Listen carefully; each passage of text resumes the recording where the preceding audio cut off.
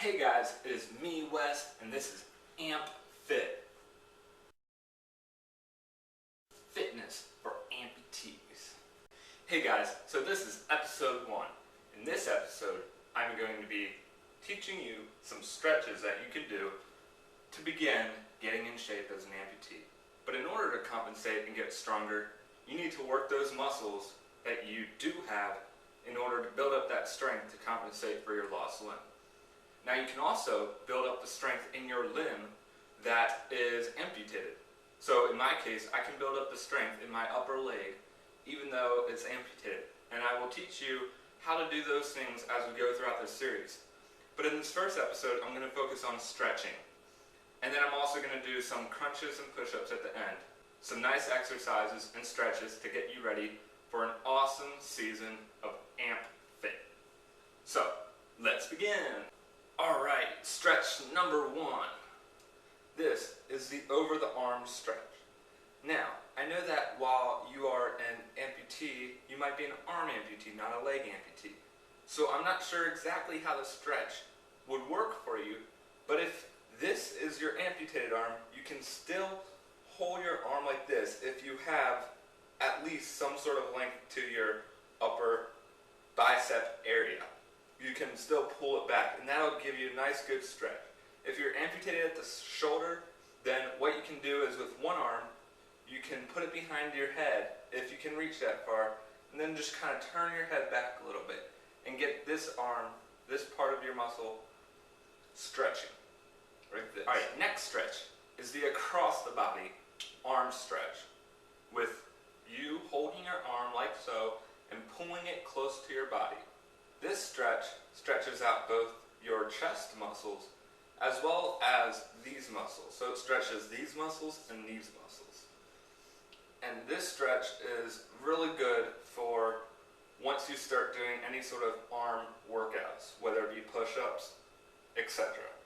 Now if you are an arm amputee, this stretch might be hard to do, but just like in the previous stretch, you can always hold your upper arm like this, or if you have part of your lower arm, you can also hold that like this and provide some resistance and stretch that arm out. And then if you want to pull this one, if you're an arm amputee on this side, you might not be able to do that. But what you could do is you could lean up against something, whether it be a wall or something else, and you can push the wall up against your body to get this nice stretch going in this arm. Alright, stretch number 3. So this stretch is going to be a leg stretch. Now if you're a bilateral, above or below knee amputee, this might be hard for you. But if you're a one-legged amputee like I am, you can stand on your prosthetic leg, if you have one, and put your other arm against the wall if you don't have your arms amputated. And you can hold that position, and you can start off by balancing. This balancing will help work out the muscles in your upper leg and lower leg if you're a below knee amputee. And then once you feel comfortable balancing, then you can grab your other leg and try to maintain balance. And if you lose balance, just let go, that's fine. But you want to be able to stretch. You want to be able to stretch your quads out. So try to get your balance going and pull up as much as you can here while you push back. And that'll get a nice stretch going in your quad. And for your other leg, you can do the same. It's not going to be as beneficial, but to do this stretch well, you can lay down on the ground like so. Now I'm in the laying down position on the ground. You start off with your arms out like this or by your side. Then you get your arms into this position and you kind of start to push up. And once you get to this position, you want to keep your hips pushing on the ground while you start to lift your body up. This is called the whale. This is stretch number 4. What this stretch does is it stretches this part of your quadricep. As you lift up, you can stretch that muscle out. So eventually, you'll be able to get into a upwards position like this. In this next stretch, I'm going to take off my leg.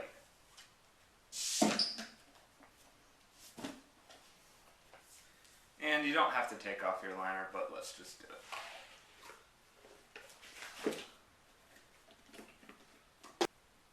So now,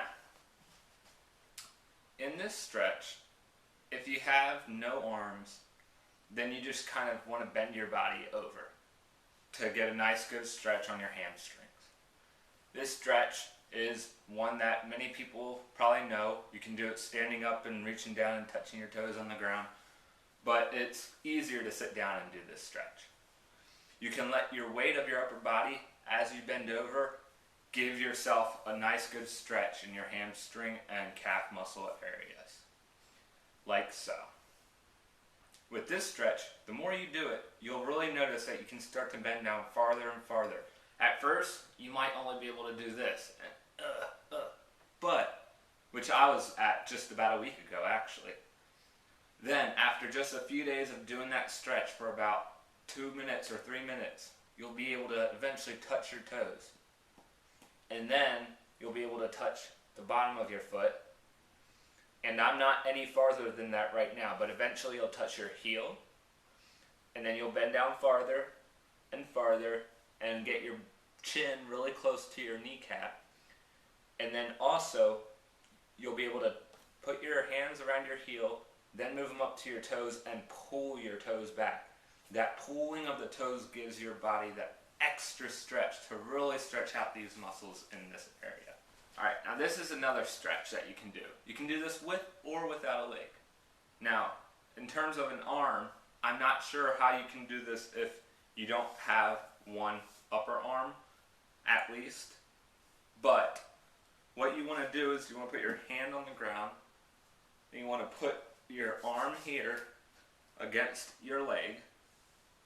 You want to put your hand on the ground and you want to push back with this while you push against it with your leg. And then you want to turn your body using this hand and stretching out your hips and your abdominal regions. Alright guys, those are the stretches for this first episode that I want you to learn. You should practice these stretches about 2 times daily if you can afford the time. Also, you should be holding each stretch, when you do stretch, for approximately 15 to 30 seconds each. Now, if you want me to in future episodes, I can hold those stretches out for you. I just feel like with the time, you might not want to sit there and watch me stretch. But if you want to stretch along with me in future episodes, please let me know in the comments below so I can make that time and build it into the videos. So, now we're going to move on to crunches and push-ups. These are the last things I will be doing in this video for you. Throughout the course of this series, my goal is to get you, whether you're an amputee or someone who just might not be that fit, or someone who is fit and just wants to go along with this series, I want you to be able to get fit, get in shape, but it's not all about, say, losing weight. I just want to help you get your life back on track, especially if you've just recently had an amputation. This is the starting push-up position. You want to have your arms straight and your back straight in line with your legs. Then you're going to slowly go down and then go back up. Go down and back up. Go down and back up. Go down and back up. Now, for those of you who might not have the strength to do push-ups yet, you can stay on one knee. That is assuming that you do have one knee at least. And you can get your back straight with your knee, and you can go down and up. Down and up. Let's move on to the crunches. This is your starting crunch position. There's multiple ways you can go about doing crunches. You can hold your arms like this. You can hold your head like this. You can put your arms down on the ground, or many other ways, whichever feels best to you. But the one thing you want to maintain while you're doing a crunch is you want to keep your neck fairly straight with your spine as you go up. Make sure that you're not letting it flop in the air behind, otherwise you're going to strain your neck. So you want to keep your neck supported as you do your crunch. So I'm going to use this position where I cross my arms across my chest and I put my hands on my shoulders. And you want to just lift your shoulder blades off the ground and come back down. Off the ground and come back down. Off the ground and come back down. Off the ground and come back down. Alright, these crunches are going to really help you as an amputee, especially a leg amputee, to get your abdominals fit enough to effectively use your prosthesis to the best of your ability. Without strong ab muscles, you're not going to be able to walk as normally as someone with stronger ab muscles. And that's why, I don't know if you've seen in many of my videos, I walk fairly well, and that's because I've really built up my ab muscles. I honestly don't know what from, but I think it's just through a lot of walking too, because the more you walk as an amputee, the more your ab muscles will start to get stronger. They compensate for the loss of some other muscles in your legs in order to keep your body fairly balanced while you're walking.